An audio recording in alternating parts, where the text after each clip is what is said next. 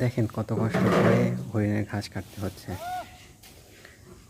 এখানে বড় বড় সাপও থাকে, তারপরও প্রতিকূল পরিবেশে আমরা হরিণের ঘাসটা কেটে নিয়ে পশ্চিম করে হরিণের ঘাস দিচ্ছি।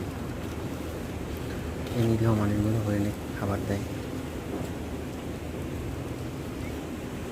হরিণের দেখাশোনা করে। এটা সবচেয়ে বড় হরিণ, এটা কিছুদিন আগে বাচ্চা দিয়েছিল, এর বাচ্চা মারা গেছিল।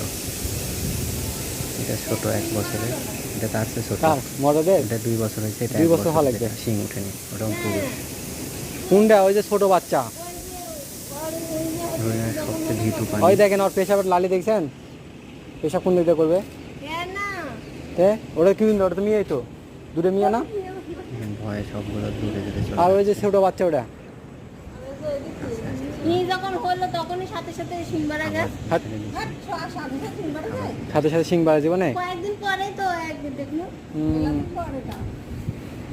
সিং সহজে বাড়ায় না।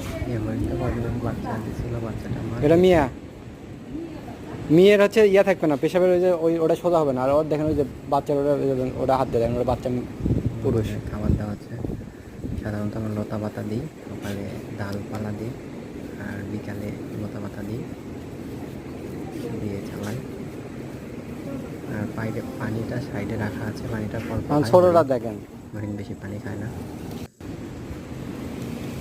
গায়ে হাত দিয়ে কিছু বলছে না। হরিণ গায়ে হাত দিয়ে এরকম।